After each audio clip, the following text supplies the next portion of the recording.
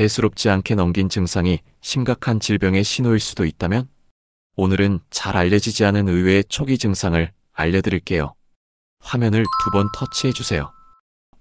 냄새를 잘 못 맡는다? 파킨슨병 초기 신호. 파킨슨병은 손 떨림만 있는 게 아닙니다. 냄새 감각이 둔해지는 것이 가장 초기 증상 중 하나예요. 식사 후 어깨나 등 통증이 심해진다. 췌장암 신호. 췌장은 등 쪽에 있어서 문제가 생기면 어깨 등이 결리는 느낌이 올 수 있어요. 특히 식사 후 통증이 심해지면 췌장 관련 질환을 의심해 봐야 합니다. 자꾸 이상한 꿈을 꾸고 몸을 크게 움직인다. 신경퇴행 질환 가능성.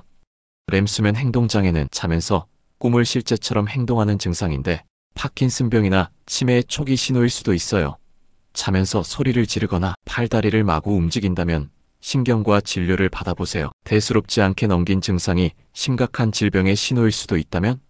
화면을 2번 터치해주세요. 손바닥이 유난히 붉다. 간 질환 신호.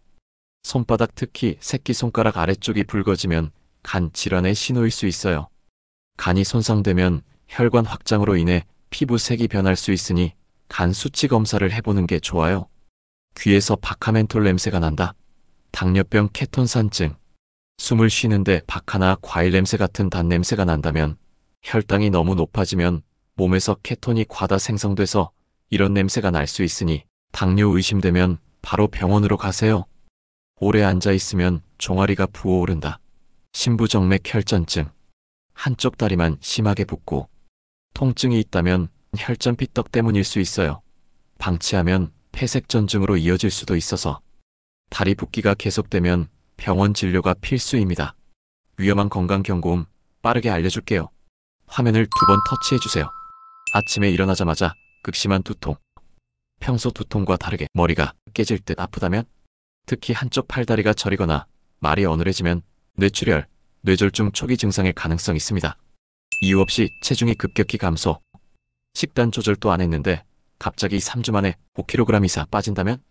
당뇨, 갑상선 이상, 심지어 암 초기 증상일 수도 있습니다. 계단 오를 때 가슴이 조여오는 느낌. 운동 부족이 아니라 심장 질환의 초기 신호일 가능성이 있습니다. 특히 턱, 어깨까지 퍼지면 위험합니다.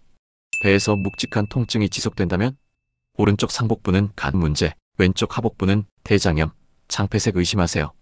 평소보다 소변색이 진한 갈색이라면? 만성 간질환 가능성이 있습니다. 특히 붉은색 소변이 나오면 신장염, 방광암 의심하세요. 주변에도 꼭 알려주세요. 공유 필수입니다. 간단한 자가 진단 테스트. 5개 이상 해당하면 정밀 검진 필요합니다. 화면을 2번 터치해주세요. 최근 몇 달간 물건 둔 곳을 자주 잊는다. 같은 질문을 반복해서 하거나 들은 이야기를 기억하지 못한다.